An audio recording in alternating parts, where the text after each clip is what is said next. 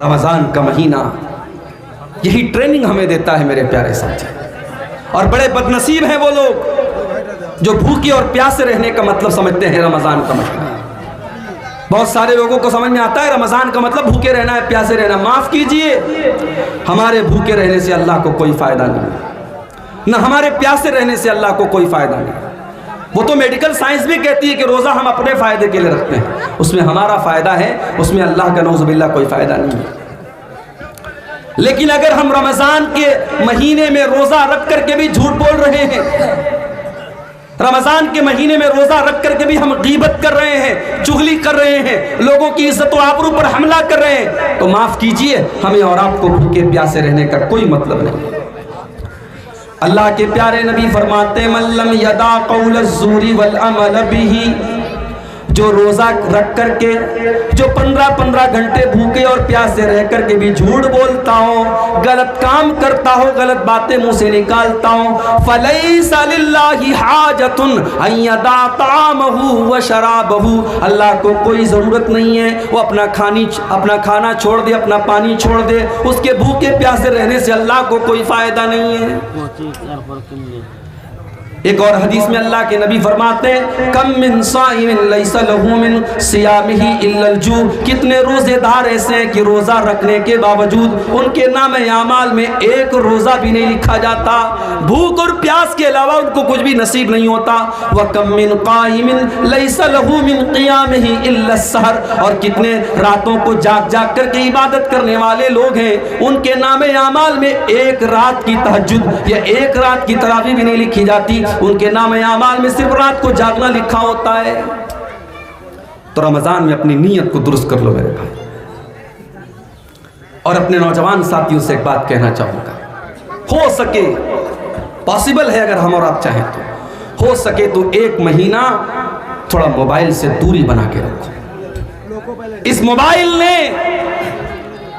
अल्लाह की कसम खा के कहता हूं, इस मोबाइल ने आज हमारी नेकियों को बर्बाद कर दिया है, हाजियों के हज बर्बाद कर दिया है, उम्रे करने वालों के उम्रे बर्बाद कर दिया है, सदका खैरात करने वालों के सदका खैरात को इस मोबाइल ने आज बर्बाद कर दिया है। आप पूछेंगे वो कैसे? आइए मैं एक हदीस आपको सुना देता हूं, हदीस सुन लीजिए, आपको बात समझ में आ जाएगी कि मोबाइल किस तरीके से हमारी नेकियों को खा रहा है। इब्ने माजा की सही रिवायत है, हजरत सौबान रज़ी अल्लाह ताला अन्हु हदीस के रावी, अल्लाह के प्यारे नबी फरमाते हैं सल्लल्लाहु अलैहि वसल्लम लअलमन्ना अक़वामन मिन उम्मती यातूना यौमल क़ियामति बिहसनातिन अमसाल जिबाल तिहामत बीदन, मैं अपनी उम्मत के ऐसे लोगों को जानता हूँ जो क़यामत के दिन तिहामा की पहाड़ियों के बराबर नेकी लेकर के आएंगे। नबी ने नेकी का नाम नहीं लिया, पहाड़ों के बराबर नेकी लेके आएंगे। अब जितनी नेकी हम और आप जिसको नेकी समझते हैं उसको आप यहाँ पे मेंशन कर दीजिए, जिक्र कर दीजिए। नमाज है, रोज़ा है, तिलावत है, अल्लाह का जिक्र है, सदका खैरात है, हज है, उम्रा है, पहाड़ों के बराबर नेकी लेकर के आएगा। फयजअलुहुल्लाहु अज़्ज़ व जल्ल हबाअन मंसूरा, पहाड़ों के बराबर नेकियां लेकर के आएगा, लेकिन अल्लाह ताला उसकी नेकियों को रेजा रेजा कर देगा, हवा की तरह उड़ा देगा, उसकी एक नेकी भी अल्लाह ताला क्यों कबूल नहीं की जाएगी। सहाबा डर गए, पहाड़ों के बराबर नेकी लेके आ रहा हो, एक भी नेकी उसके काम नहीं आ रही। सहाबा डर गए। हजरत सौबान रज़ी अल्लाह ताला अन्हु ने फौरन कहा, अय अल्लाह के नबी सिफ़हुम लना वजल्लिहिम लना, सिफ़हुम लना वजल्लिहिम लना, अय अल्लाह के प्यारे नबी। क्या बात है माइक, कुछ गड़बड़ हो रहा है क्या? सिफ़हुम लना वजल्लिहिम लना, अय अल्लाह के नबी उन बदनसीबों के बारे में आप खुल करके बता दीजिए।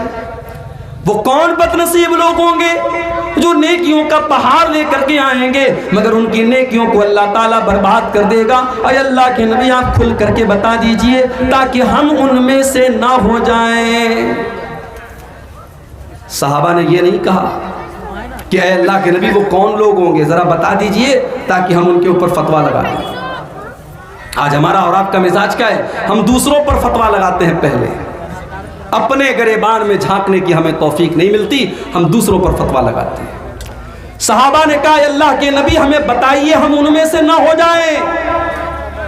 आपने फरमाया वो तुम्हारे ही भाई होंगे, वो तुम ही में से होंगे और तुम्हारे ही भाई होंगे, तुम्हारी ही नस्ल से होंगे, तुम्हारी तरह नमाज भी पढ़ेंगे, रोजा भी रखेंगे, सदका खैरात भी करेंगे।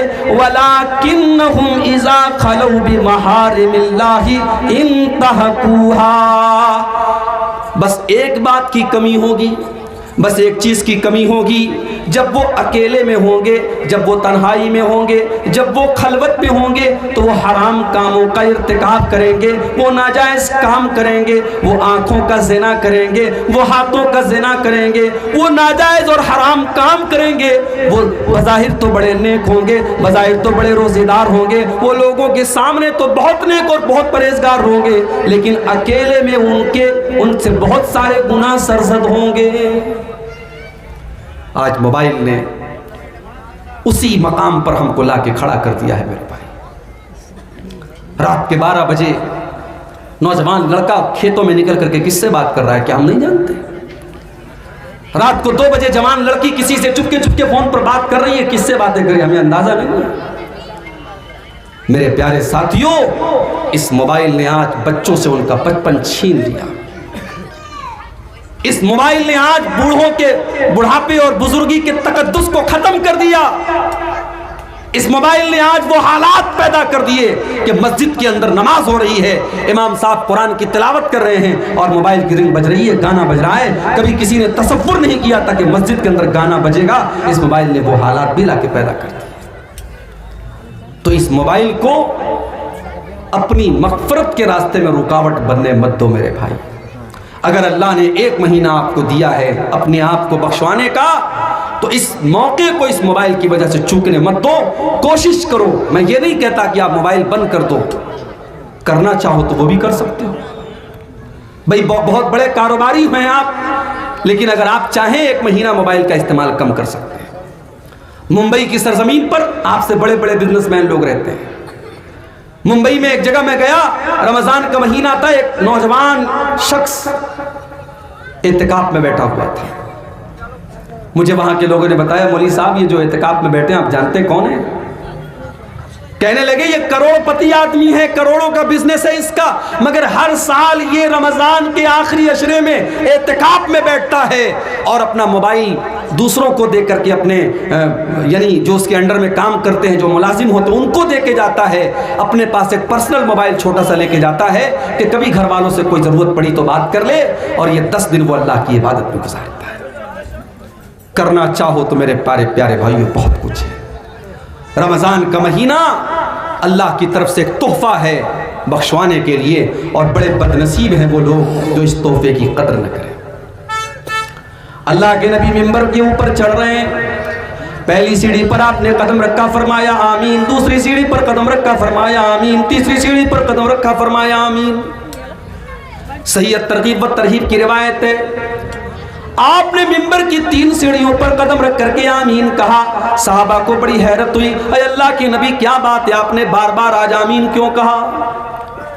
आपने फरमाया जब मैंने मिंबर की पहली सीढ़ी पर कदम रखा, जिब्रील अमीन ने बदुआ की, रगीमा अनफु रजुलिन अदरक रमज़ान फलम युगफर लहू। उस इंसान के लिए बर्बादी हो जिसने रमज़ान का महीना तो पाया मगर अपनी बख्शिश न करवा सका। रमज़ान का महीना मिला और उसकी बख्शिश ना हो सकी, बर्बादी हो उस इंसान के लिए। जिब्रील ने बद्दुआ की, मैंने आमीन कहा। दूसरी सीढ़ी पर कदम रखा, जिब्रील अमीन ने बद्दुआ की, रगीमा अनफु रजुलिन अदरक इंदहुल किबरा वालिदाहु। उसके वालिदैन बुढ़ापे को पहुंच गए, उसने अपने माँ बाप को बुढ़ापे की हालत में पाया, फलम युगफर लहू, और अपनी बख्शिश न करवा सका। माँ बाप उसको बुढ़ापे में मिले, उनकी खिदमत करके अपने आप को जन्नत का हकदार न कर सका, उस बदनसीब इंसान के लिए बर्बादी हो। जिब्रील ने बद्दुआ की और प्यारे नबी ने आमीन कही।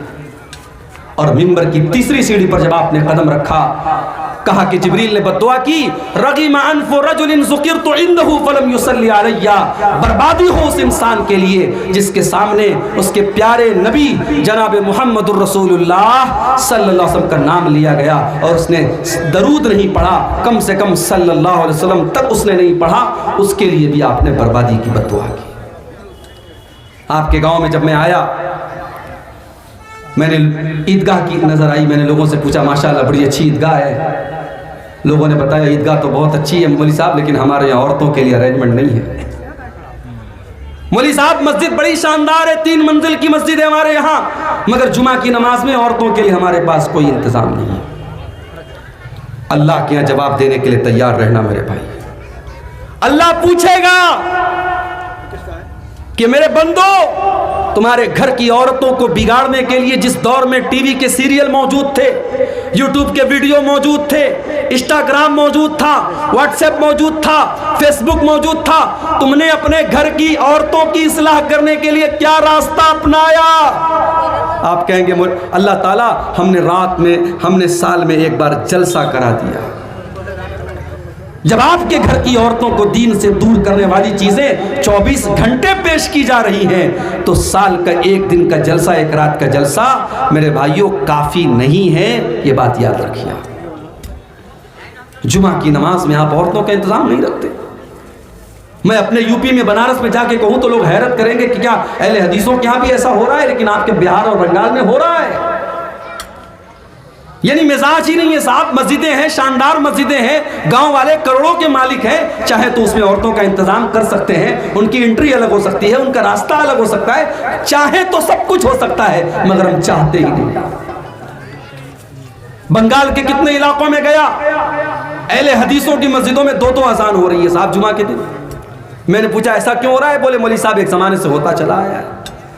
मैंने कहा तब हमें अपने आप को अहले हदीस नहीं कहना चाहिए, हमें अपने आप को अपने बाप दादा का मुकल्लिद कहना चाहिए। मुकल्लिद, अरे हमने अहले हदीसियत इसीलिए कबूल की है, हम किसी की तकलीद नहीं करते। जब हमने इमाम अबू हनीफा, इमाम मालिक, इमाम शाफई और इमाम अहमद इब्न हंबल जैसे बड़े बड़े इमामों की तकलीद नहीं की, तो अपने बाप दादा की तकलीद करेंगे हम? आज बंगाल के कितनी मस्जिदों में फर्ज नमाज के बाद मौलवी साहब हाथ उठा के दुआ कर रहे हैं, इज्तिमाई दुआ हो रही है, इमाम साहब दुआ कर रहे हैं, सारी पब्लिक आमीन कह रही है। क्यों हो रहा है मेरे भाई? ये तकलीदी जहन क्यों है आपके यहाँ? रमजान का महीना आ रहा है, कम से कम आप अपनी मस्जिदों में औरतों के लिए इंतजाम कराओ मेरे भाई। मैं आपकी गैरत को जगा रहा हूं। मेरे नौजवानों, अगर अपने कौम की औरतों को बचाना चाहते हो, अगर चाहते हो कि तुम्हारे गांव की लड़कियां और बहनें तुम्हारी कल आने वाले दिनों में जो हालात हैं मुर्तद न हो जाएं, तो अल्लाह के वास्ते अपनी बेटियों को ईमान सिखाओ, उनको इस्लाम सिखाओ, उनको कुरान और सुन्नत सिखाओ। और उसको सिखाने का सबसे सिंपल तरीका ये है कि कम से कम एक बात और बता दें, कुछ लोग यहाँ पर मतलब शादी ब्याह में दुल्हन के यहाँ कबूल कराती है, अगर कबूल सिस्टम अगर दुल्हन के यहाँ कबूल नहीं कराए जी, तो घर में ले जाकर फिर दोबारा शादी पढ़ाते हैं। हमारा शादी पढ़ाना भी इतना नहीं है उस पर जी। ये शेख साहब ने जो बात कही, हमारे यहाँ भी ये चीज़ एक रस्म और रिवाज बन चुकी है। जब निकाह होता है, मौलवी साहब जब निकाह पढ़ाने के लिए आते हैं, तो शरीयत का मसला क्या है कि लड़की से इजाज़त ले लेना काफ़ी है, और वो इजाज़त लड़की का बाप ले ले, लड़की के घर का कोई बड़ा जिम्मेदार ले ले, वो इजाज़त ले लेना काफ़ी है। निकाह पढ़ाने वाले का बाकायदा जा करके कि मोहतरमा फलाना बिनते फलां, आपका निकाह फलां बिन फलां के साथ हो रहा है, क्या आपको कबूल है? ये जो पूरा एक सिस्टम राइज है, ये कहीं कुरान और सुन्नत से साबित नहीं। लड़की के यहाँ इजाब कबूल की ज़रूरत नहीं, उसकी इजाज़त ले लेना काफ़ी है। मगर हमारे यहाँ साहब यानी इतना इसको रिवाज की अहमियत दे दी गई कि शेख साहब ने बताया अगर कहीं इस तरीके से लड़की के यहाँ अगर इजाब कबूल नहीं होता है तो निकाह को अधूरा माना जाता है, अलग से उसका निकाह कराया जाता है कि साहब हमारा निकाह अधूरा हो गया। मैं खुद निकाह पढ़ाने जाता हूँ, 3 बार इजाब कबूल कराने का हमारे यहाँ रिवाज है। अगर मैंने एक बार करा दिया तो साहब पीछे से आवाज़ें आने लगती, मौलवी साहब थोड़ा 1-2 बार और करा दीजिए। मैंने कहा अरे दूल्हे ने बोल दिया, आप सबने सुन लिया, मैं बहरा नहीं, आप बहरे नहीं, ज़रूरत क्या है? लेकिन रिवाज है, हमने रिवाजों को अपनी गर्दन पे टांग के हमने रखा है। उसमें कहा है कि चीज़ अपनाने के लिए एक बार ही काफ़ी है, लेकिन तोड़ने के लिए 3 बार करनी पड़ती है। जी, तो रस्म और रिवाज जो आपने लाद के रखे हैं उनको हटाइए मेरे भाई। आज यूपी के गाजीपुर के इलाके में गांव है 12 गांव, कभी आपको मौका मिले तो जरूर जाइएगा। पूरा गांव अहले हदीस का गांव है, पूरा गांव पढ़े लिखों का गांव है। पुलिस में और आर्मी की सर्विस में वहां 70% लोग आपको मिल जाएंगे, पढ़े लिखे लोगों का गांव है। मगर अहले हदीस का घर है, मुसलमान का घर है। शादी हो रही है साहब, सुहाग की जो चीजें जाती हैं, शादी के मौके पर जो चीजें जाती हैं, उसमें सिंदूर भी जाता है औरत के मांग में भरने के। उसमें गैर मुस्लिमों की बहुत सारी रस्म रिवाज की चीजें भी जाती हैं। दुल्हन जब घर में आती है पहली बार तो कोई छोटा सा बच्चा उसकी गोद में दिया जाता है कि साहब ये बच्चे को गोद ले लेगी तो इसकी भी गोद भराई होगी, इसको भी अल्लाह ताला आगे चल के बेटा देगा। मंगलसूत्र भी भेजते हैं, मंगलसूत्र भेजा जाता है, उसको भी सुहाग की एक निशानी माना जाता है। इस्लाम के अंदर सुहाग की कोई निशानी नहीं, माफ कीजिए। शादीशुदा औरत के लिए उसके बदन में कोई निशानी नहीं है कि इस्लाम ने कहा कि हाँ ये शादीशुदा होने की औरत की अलामत है। हाँ, बस एक पहचान है कि जो शादीशुदा औरत रहेगी वो अपने शौहर के लिए सजेगी संवरेगी, उसको उसके सजने संवरने का हुक्म दिया गया। बाकी ये मंगलसूत्र और ये सिंदूर, ये तमाम की तमाम मुशरिकाना चीज़ें हैं, गैर मुस्लिमों की रस्में हैं, इस्लाम का उससे कोई ताल्लुक नहीं। बाकायदा एक दिन हल्दी हो रही है, हल्दी वाले दिन सारे दुल्हन के घर की लड़कियां हल्दी कलर का कपड़ा पहनती हैं। एक दिन मेहंदी की रस्म हो रही है, सारे घर की औरतें मेहंदी कलर का कपड़ा पहनती हैं। ये रस्म और रिवाज इन्होंने आज हालात ये पहुंचाए हैं कि गरीब बेचारा अपनी लड़की की शादी करने के पहले 1000 बार सोचता है, मैं कहां से इंतजाम करूंगा साहब, मैं कहां से 100-200 लोगों को खाना खिलाऊंगा, मैं कहां से अपनी बेटी को इतने जोड़े कपड़े दूंगा, इतना जेवर दूंगा। आज गरीब के लिए चैलेंज बनता चला जा रहा है। मेरे प्यारे साथियों, अल्लाह के नबी दुनिया में रस्म और रिवाज को तोड़ने के लिए आए थे। कुरान कहता है वयज़अनहुम इसरहुम वलगलाल लती कानत अलैहिम, मेरा नबी तुमको रस्म और रिवाज की बेड़ियों से आज़ाद करने के लिए आया है। मेरे नबी तुमको रस्म और रिवाज से आज़ाद करने के लिए आए हैं। मेरे प्यारे साथियों, उस नबी का कलमा अगर हम और आप पढ़ते तो अपने आप को इन रस्म और रिवाज से आज़ाद करें और अपने घर की औरतों को भी इसके लिए तैयार करें। और इसके लिए आपको अपने घर की औरतों पर मेहनत करनी पड़ेगी। कम से कम आप जुमा की नमाज में और ईदैन की नमाज में बिल्कुल आप इंतजाम कीजिए औरतों का। और हमारे शमीम भाई हैं और हमारे गांव के और सारे लोग जिनको भी अल्लाह ने नवाजा है, मैं सबसे गुजारिश करूंगा कि इस साल आने वाली ईद पर मैं फोन करके पूछूंगा कि आपके गांव की ईदगाह में औरतों का इंतजाम हुआ कि नहीं हुआ, और मैं इस उम्मीद के साथ यहां से जाऊंगा कि इंशाअल्लाह आप इसका इंतजाम करेंगे इंशाअल्लाह। मेरे भाइयों, रमजान का महीना जिस तरीके से आपके लिए तोहफा है, औरतों के लिए भी तोहफा है। हमारे यहाँ क्या होता है साहब, रमजान का महीना आया, हमने औरतों को किचन में झोंक दिया, तुझे ये बनाना है, तुझे वो बनाना है, तुझे वो बनाना है। जो आइटम साल के 11 महीने नहीं खाए जाते वो रमजान में खाए जाते हैं। और बड़े फख्र से लोग कहते हैं मौलवी साहब मेरी बीवी तो ये बना के खिलाती है, ये बना के खिलाती है। अरे अल्लाह के बंदे, ये एक महीना खाने पीने का महीना नहीं है, ये एक महीना इबादत का महीना है। अपने घर की औरतों को भी आप मौका दीजिए।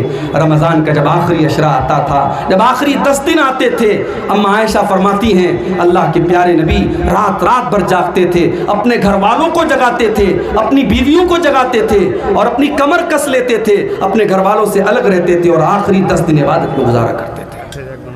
तो औरतों को भी आप शामिल कीजिए और हो सके तो सोशल मीडिया से दूर रहिए और कुरान को वक्त दीजिए। मेरे भाई, अल्लाह ने साल के 12 महीनों में कुरान को नाजिल करने के लिए रमज़ान को क्यों चुना? शाहरु रमज़ान अल्लज़ी उन्ज़िला फ़ीहिल कुरान, रमज़ान का महीना वो है जिसमें कुरान को उतारा गया। हुदल लिन्नास, ये कुरान सारी मानवता को रास्ता दिखाता है। बय्यिनातिम मिनल हुदा वल फुरकान, इस कुरान के अंदर ऐसी आयतें हैं जो हक और बातिल को खोल खोल के बयान करती हैं। हमने रमज़ान को तबर्रुक की किताब बना लिया, हमने कुरान को पढ़ करके दम करने की किताब बना लिया। कुरान तो दिल की बीमारियों के लिए शिफा है, कुरान तो हिदायत की किताब है। कम से कम रमज़ान में आप इस कुरान पर गौर कीजिए मेरे भाइयों, इस कुरान को पढ़ करके समझ करके पढ़ने की कोशिश कीजिए। और एक बात याद रखिए, जब आप कुरान की तिलावत करेंगे उसकी खैर व बरकत आप अपने जिस्म के ऊपर भी महसूस करेंगे, अपने मिजाज के ऊपर भी महसूस करेंगे।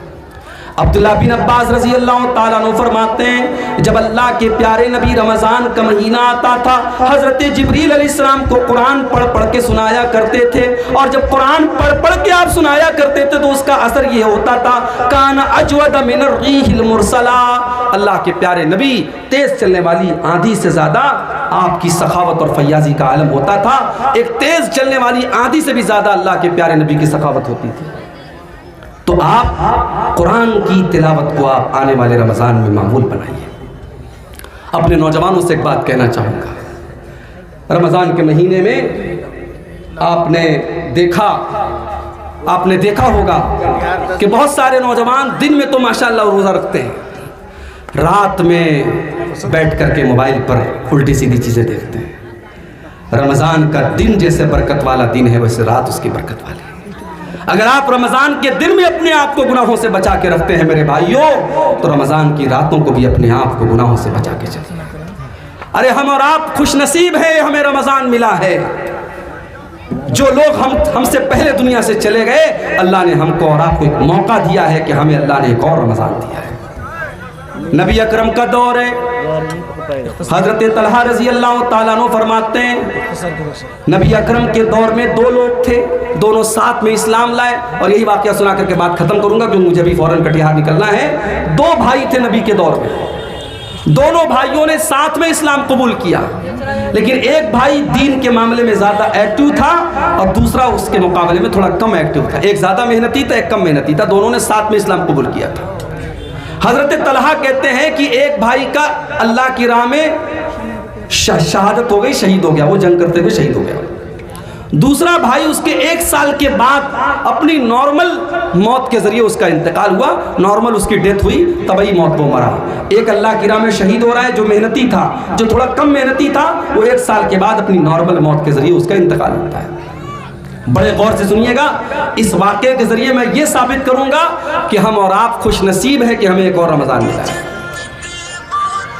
जब दोनों लोगों का इंतकाल हो गया, हज़रत तलहा रज़ी अल्लाह ताला अन्हु फरमाते हैं कि मैंने ख्वाब देखा, ख्वाब में मैंने देखा कि जन्नत से एक फरिश्ता निकला और उसने उन दोनों भाइयों में से जिस भाई का इंतकाल बाद में हुआ था उसको पहले वो जन्नत में लेके गया, उसके बाद वो फिर वापस आया, और जिसका इंतकाल पहले हुआ था, जो दीन के मामले में मेहनती था, जो अल्लाह की राह में शहीद हुआ था, उसको वो बाद में जन्नत में लेके गया। और फिर वो फरिश्ता मेरे पास आया और मुझसे कहा कि तेरे अभी जन्नत में जाने का टाइम नहीं आया है। उसके बाद हज़रत तलहा कहते मेरी नींद खुल गई। अब जब मैंने अपना ये ख्वाब सहाबा के सामने बयान किया तो सहाबा को बड़ी हैरत हुई कि ऐसा कैसे हो सकता है, अल्लाह की राह में शहीद होने वाला और अल्लाह के दीन के लिए ज़्यादा मेहनत करने वाला इंसान बाद में जन्नत में जा रहा है, और जो उसके मुकाबले में कम मेहनत करता था और जिसका इंतकाल भी नॉर्मल तरीके से हुआ है वो पहले जन्नत में जा रहा है। ये बात सहाबा ने कहा हमको समझ में नहीं आ रही। जब ये मामला अल्लाह के प्यारे नबी जनाब मोहम्मद रसूलुल्लाह सल्लल्लाहु अलैहि वसल्लम के सामने आया, आपने फरमाया कि क्या तुम्हें ताज्जुब हो रहा है तलहा के ख्वाब के ऊपर? साहबा ने कहा ताज्जुब हो रहा है।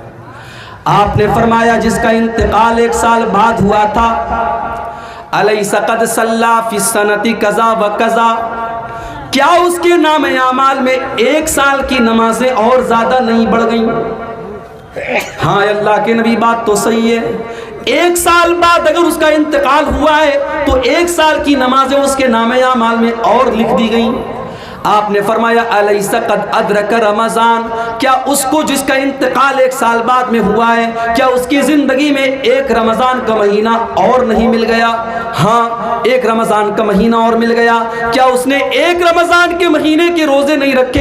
हाँ अल्लाह के नबी उसने 1 रमज़ान के रोज़े भी रखे, उसने तरावी भी पढ़ी, उसने नेकियां भी की। आपने फरमाया फ़कान मा बैनहुमा अबअद मिम्मा बैनल अर्ज़ि वस्समा, आपने फरमाया जब उसको 1 साल का रमज़ान और मिल गया, 1 महीने के रोज़े और मिल गए, 1 साल की नेकियां और मिल गई, तो कान खोल करके सुन लो मेरे सहाबा, उन दोनों के मकाम और मर्तबे के दरमियान उतनी दूरी पैदा हो गई कि ज़मीन व आसमान के बीच की जो दूरी है उससे भी ज़्यादा दूरी पैदा हो गई। ये है हमारा और आपका की खुशनसीबी कि अल्लाह ने हमें और आपको एक रमज़ान का महीना और दिया है। अब ये हमारे और आपके ऊपर डिपेंड करता है मेरे भाइयों कि हम इस महीने को कैसे गुजारते हैं। आइए आज के प्रोग्राम में हम बहुत सारी तकरीरें सुनेंगे। मेरी मजबूरी है, मैं जा रहा हूँ, प्रोग्राम अभी आपका और चलेगा, लेकिन मैं आपसे एक अहद लेना चाहता हूँ, जितने हमारे भाई और बहन जितने लोगों के कानों तक मेरी आवाज़ जा रही है, आइए हम इस बात का अहद करें और यहाँ से ये अज़्म लेकर के हम यहाँ से इंशाअल्लाह हम जाएंगे कि हमारा ये रमज़ान हमारी ज़िंदगी का सबसे बेहतरीन रमज़ान बनेगा इंशाअल्लाह। मेरे भाइयों, इस बात की कोई गारंटी नहीं है कि हम इसके बाद रमज़ान कोई पा सकेंगे कि नहीं, ये रमज़ान भी पूरा हमें मिलेगा कि नहीं, कोई गारंटी नहीं है मेरे भाई। कब कौन सा हादसा आ जाए, कब कौन सी बीमारी आ जाए, कब कौन सी मुसीबत आ जाए और हम और आप अपनों से जुदा हो जाएं। इसलिए ज़िंदगी की जितनी सांसें मिली हैं उनको अल्लाह को राज़ी करने में गुजार दीजिए और इस रमज़ान को अपनी ज़िंदगी का बेस्ट रमज़ान बना लीजिए। अल्लाह से दुआ है रब्बुल आलमीन हम सबको इसकी तौफीक अता फरमाए। अल्लाह ताला हमारे जिन भाइयों की मेहनत से आके ये प्रोग्राम मुनक़िद हुआ है, अल्लाह उनकी मेहनतों को कबूल फरमाए। इस गाँव की 3 मंजिला मस्जिद में अल्लाह ताला हमें तौफीक दे, हम औरतों के लिए भी इंतज़ाम करें। अल्लाह ताला हमें तौफीक दे, ईदगाह में औरतों के लिए इंतजाम करें, औरतों तक भी हम दीन की बातों को जितना पहुंचाना चाहिए पहुंचाएं। अल्लाह हम सबको इसकी तौफीक अता फरमाए, आमीन व आखिर दावाना अल्हम्दुलिल्लाहि रब्बिल आलमीन। मोहम्मद रफीक चतुर्वेदी हैं। आप हजरात बिल्कुल सुकून के साथ बैठे रहें। अभी हमारे बड़े कीमती उलमा आने वाले हैं। मौलाना रफ़ीक चतुर्वेदी साहब हैं, बहुत अच्छे ख़तीब हैं, बहुत अच्छे वक्ता हैं। इंशाअल्लाह अभी मेरे बाद वो जस्ट आएंगे।